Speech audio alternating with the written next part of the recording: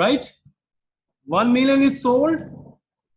So since this is depletion rate, not the selling rate, maybe per barrel they sold for $100 or maybe $90 per barrel they sold.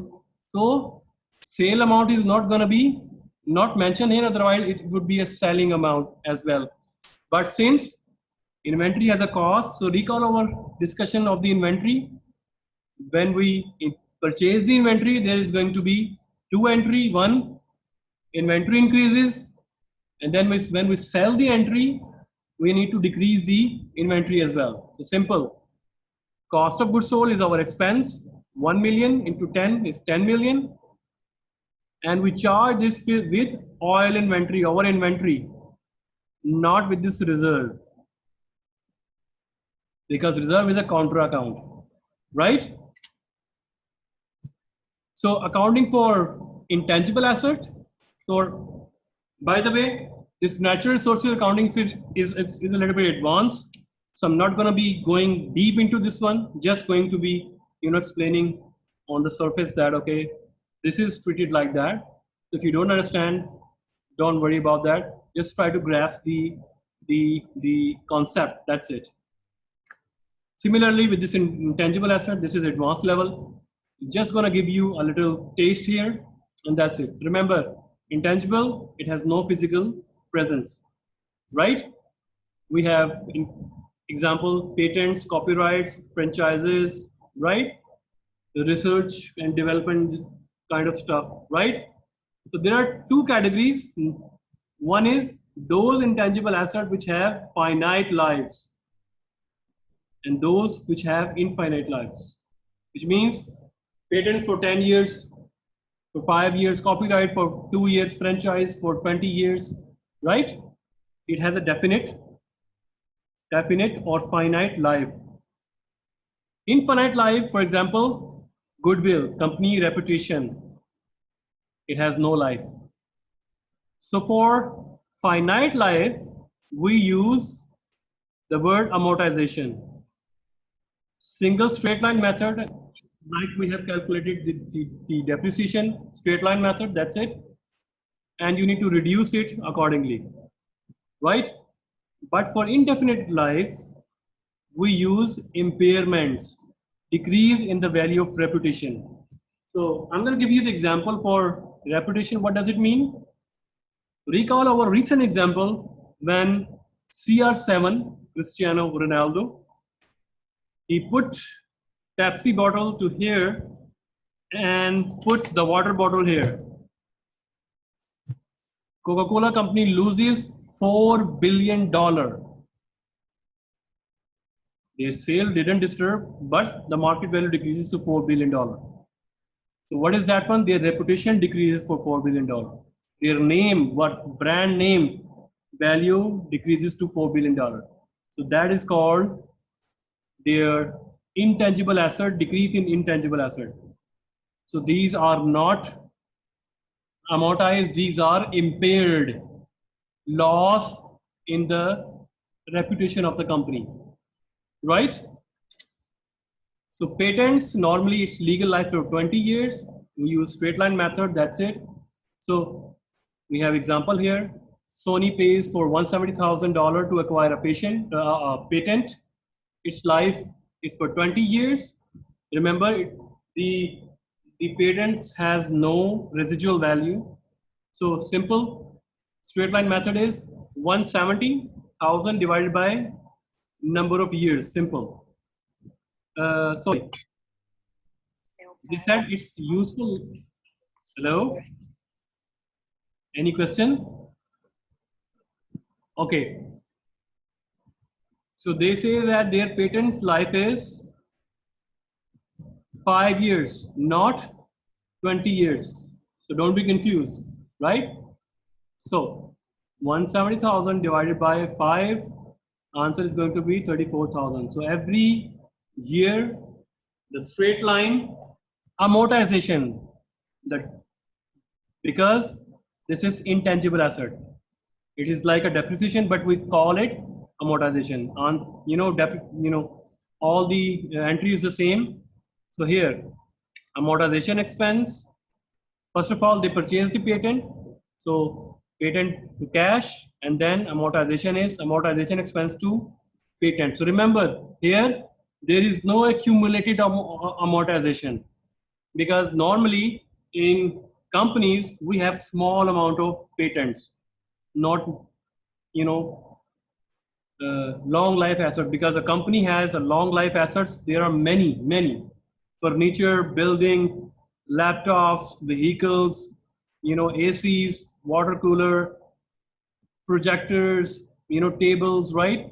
So that's why they want to know that how much they have used the assets. So that's why we created accumulated depreciation. But a company has a very small number of patents, so we don't use accumulated amortization. Simple, we use decrease in the value of asset. That's it.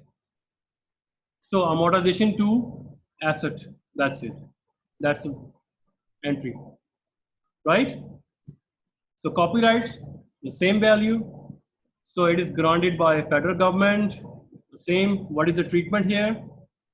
It's the same like patents. Similarly with the trade names, trademarks, and all the stuff, all the things are same. But remember, if franchise, yes, if there's a goodwill, it means it has an indefinite life. It is not impaired. Company reputation, not impaired. Sorry, not amortized. It will be impaired. For impaired purposes, we have a different formula, how we calculate that one. So that is not a requirement for this class, just to give you the taste here. So just remember that one. The intangible assets has two categories: finite life, infinite life. Finite lives are going to be depreciated, but we don't call it depreciation, we call it amortization. And it is amortized on straight line method. But indefinite assets, they are not amortized, they are impaired, which means we compare with the market value. Simple, that's it.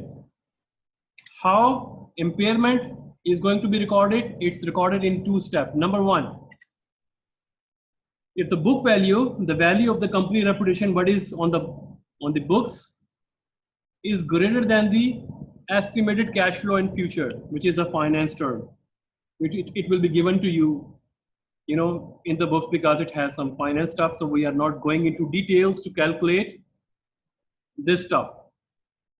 If this happened, then we will move to the step two. If it failed in step one, then step two is already cancelled. If step one is good, then we proceed to step two. Now if the book value, what is on our books, minus the fair value, what is in the market. So this difference is called impairment loss. And then we record it on the journal entries. Otherwise, we don't record it. Right? First, the net book value is above its future cash flows.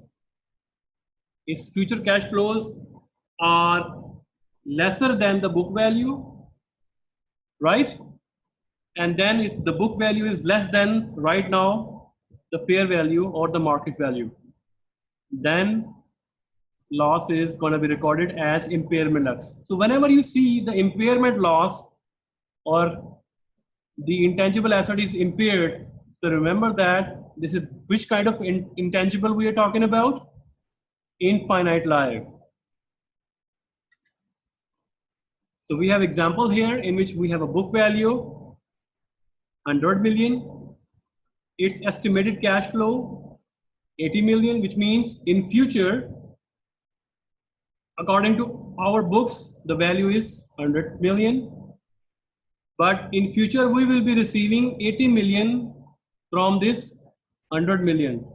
It's already a loss situation here. But the value, if we want to sell this intangible asset, it will be sold in the market for 70 million, right? So for step one was the book value must be greater than the future cash flow. So 100 greater than 80 million. It means asset is impaired. So this loss is going to be transferred to our income statement. How much? Book value minus fair value. 30 million, not 20 million. So this estimated future value, because it has finance involved, finance formula involves some kind of judgment. So law states that whenever there is a judgment, do not include that. So this is just for step one. How much is the loss here? 30 million, right? So how we are going to record it? Entry going to be impairment loss to, if we don't have the value of the asset here, name of the asset here, if it's goodwill, then we write it down impairment loss to goodwill, or impairment loss to reputation, impairment loss to long-term asset. Asset decreased 30 million, loss increased 30 million debit.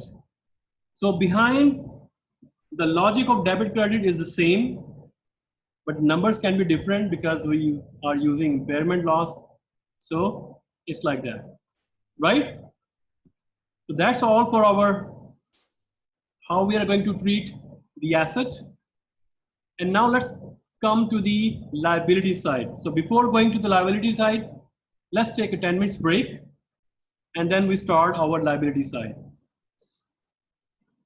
Let's take a 10 minutes break. So let me pause the video here. Okay, class, welcome back after the break. So what we have done now before the break, we we saw that how partial year depreciation is going to be calculated, and what happened if there is a change in estimate, number of life or scrap value, or how we calculate the book value, new book value, and what was the rule. What happened in the past will stay in past. Simple.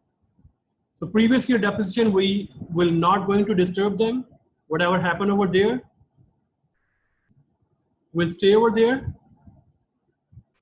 And then we talked about how we treat the natural resources, because natural resources are also the long-term assets. And then the difference between natural resources and normal assets are that because natural resources, we extract them for selling purposes. So it will affect our inventory and cost of goods sold as well. And then we talk about the intangible assets. What are the intangible assets which we cannot see? So we have two categories, finite and infinite. Finite lives, like patents, franchise. We have trademark, right? And then we talk about that we will only use straight line method to depreciate them, but we will not use the word depreciation. We will use the word amortization. And then for intangible assets, for indefinite life or infinite life, we don't amortize them. We basically impair them.